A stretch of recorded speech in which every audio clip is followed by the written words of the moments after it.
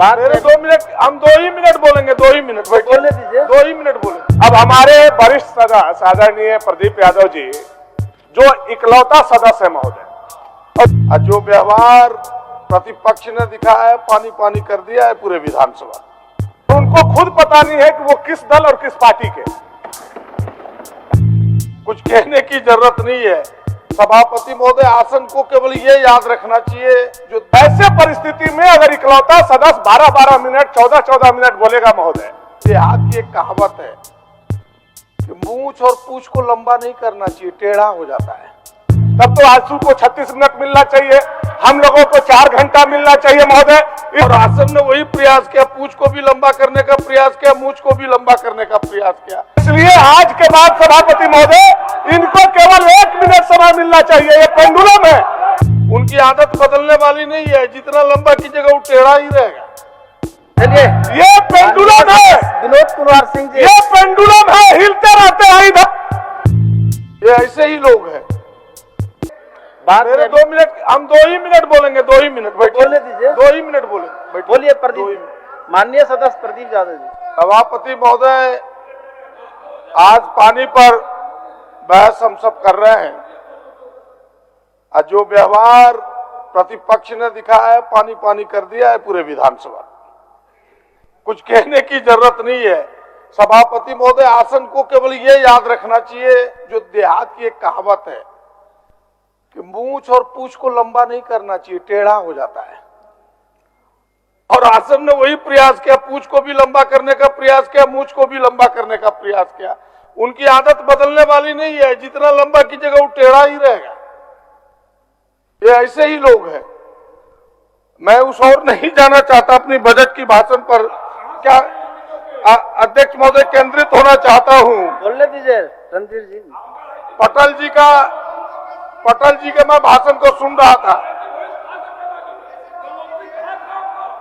जिन्होंने कहा कि भाई भूल गए स्टीफन बाबू को, भूल गए महतो जी को। इनको याद नहीं है कि अडानी को भूल गए, जोशी जी को भूल गए, केवल अंबानी और अडानी याद रह गया, आडवाणी जी को भूल गए। आपने किनको किनको भूला, उसकी कहानी इनको याद नहीं है। ये सबको भूल गए, दूसरे को दुहाई देते हैं। मैं उस और जाना नहीं चाहता। सभापति महोदय, अध्यक्ष महोदय, सभापति महोदय, मैं पानी के महत्व को सारे लोगों को पता है, लेकिन फिर भी एक छोटी सी कविता है जो बचपन में पढ़ा करता था कि सदा हमें समझाए नानी, नहीं व्यर्थ बहाओ पानी। सदा हमें समझाए नानी, नहीं व्यर्थ बहाओ पानी। हुआ समाप्त अगर धरा से, मिट जाएगी ये जिंदगानी। नहीं उठेगा दाना दुनका, हो जाएंगे खेत वीरान। उपजाऊ जो लगती है धरती, बन जाएगी रेगिस्तान। हमें लगता है इस भाव को, इस भावना को, इन पंक्तियों को सरकार ने समझने का प्रयास किया है, लेकिन उस प्रयास में कोई नयापन नहीं दिखता। मैं साफ साफ कहना चाहता हूं कि जो पुरानी सरकारों ने किया वही लकीर के फकीर, हम भी उसी लकीर फकीर पर जा रहे हैं। इससे बदलने को नहीं है परिदृश्य। और चिंता का विषय यहां तक पहुंच गया अध्यक्ष महोदय, सरकार को जिस मिशन मोड में काम करना चाहिए था, पानी के विषय को लेकर के, जल को लेकर के, हमें लगता है इन 22 वर्षों में किसी सरकार ने किया नहीं। हम जोर दिए जरूर पथ निर्माण पर, स्कूलों पर, लेकिन इस पर थोड़ा और बेहतर प्रयास करना चाहिए था। कुछ विजन इस बार दिखाने का सरकार ने प्रयास किया है, लेकिन हमें नहीं लगता कि उसका फलाफल उतना मजबूती से सामने आएगा जितना हम सब सोच रहे हैं। थोड़ा और करने की जरूरत है।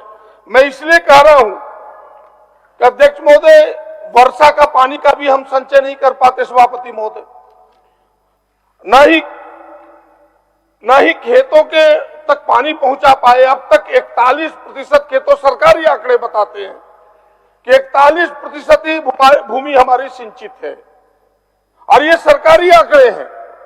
ये आंकड़े इस आधार पर कि जो योजनाएं हमने स्वीकृति की उनके जो कैचमेंट एरिया है उस आधार पर कागज के पन्नों के हैं, धरातल पर तो 30% तक भी हम नहीं पहुंच पाए। कहानी इस सरकार की नहीं है, कहानी जब से झारखंड बना है तब से है सभापति महोदय।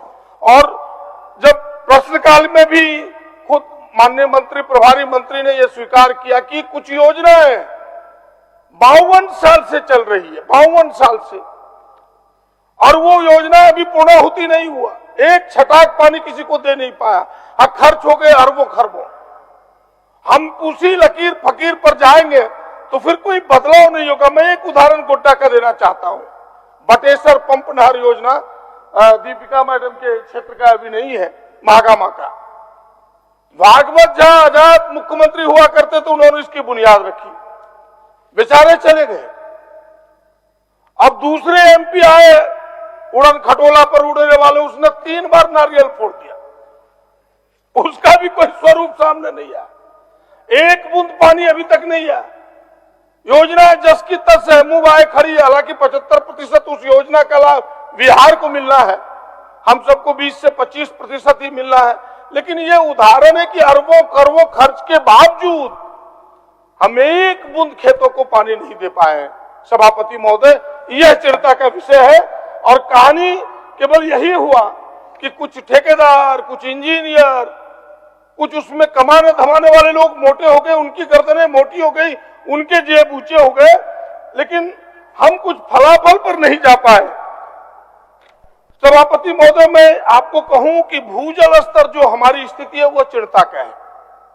259 ब्लॉक्स में से 11 ब्लॉक तो क्रिटिकल स्थिति में पहुंच गया है, जो कि इनके सर्वे बताते हैं, सरकारी सर्वे, कि 2633 वर्ग किलोमीटर में चेतावनी दे डाला है कि यहां से अब एक छटाक पानी आप अगर भूगर्भ से निकाले तो आपके लिए वार्निंग है, यानी पानी आप आगे एक्सटॉर्शन कर नहीं सकते, उससे निकाल नहीं सकते। ये कहानी पहुंच गई है।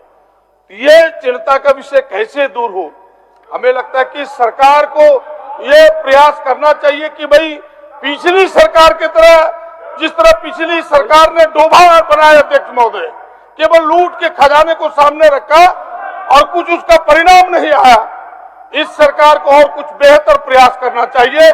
मैं पेयजल की बात करना चाहता हूं कि पेयजल में कई अच्छे काम हुए हैं।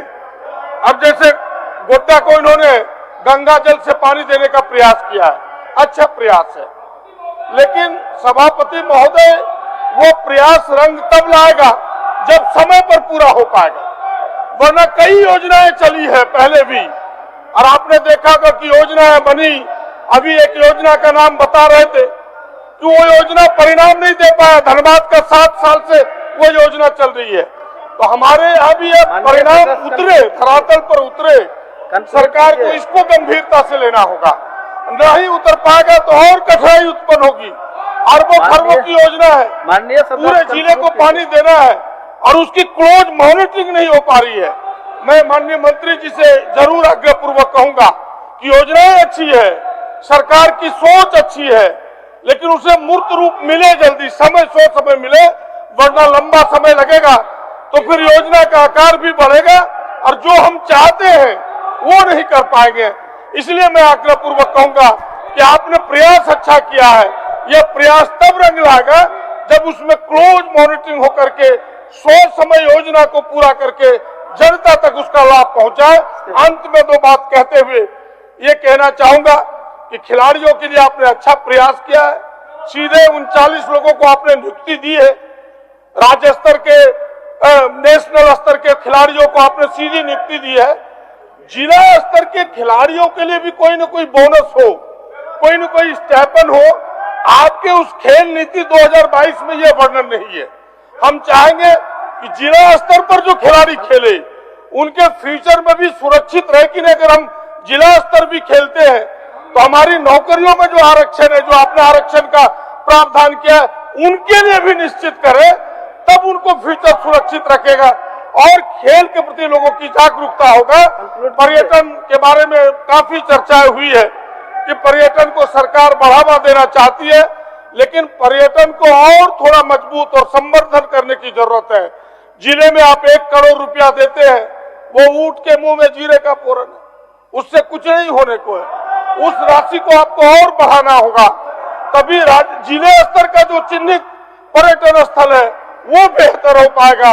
मैं फिर से एक बार सरकार के प्रयास की सराहना करता हूं और कुछ सवाल जो हमने सरकार के सामने रखा है उन सवालों को अनुकरण सरकार को करना चाहिए और बेहतर परिणाम सामने आएगा। जो सरकार चाहती है वो कर पाएगी सरकार, वो फलाफल निकाल पाएगी, जनता को पानी भी दे पाएगी, खेल के क्षेत्र में भी हम आगे निकल पाएंगे और पेयजल को भी हम मजबूती दे पाएंगे। इन्हीं चंद बातों के साथ धन्यवाद। भानु जी क्या व्यवस्था है? महोदय, बहुत ही जब कोई व्यवस्था आता है सभापति महोदय तो व्यवस्था तत्काल समय के लिए आता है महोदय। अब हमारे वरिष्ठ सदस्य आदरणीय प्रदीप यादव जी जो इकलौता सदस्य है महोदय, और उनको खुद पता नहीं है कि वो किस दल और किस पार्टी के। ऐसे परिस्थिति में अगर इकलौता सदस्य 12-12 मिनट 14-14 मिनट बोलेगा महोदय, तब तो आंसू को 36 मिनट मिलना चाहिए, हम लोगों को 4 घंटा मिलना चाहिए महोदय। इसलिए आज के बाद सभापति महोदय इनको केवल 1 मिनट समय मिलना चाहिए। ये पेंडुलम है, चलिए ये पेंडुलम है, विनोद कुमार सिंह जी, ये पेंडुलम है, हिलते रहते हैं इधर। विनोद कुमार सिंह जी माननीय सदस्य। भानु जी, भानु जी, भानु जी, सभापति भानु जी, भानु जी, भानु जी।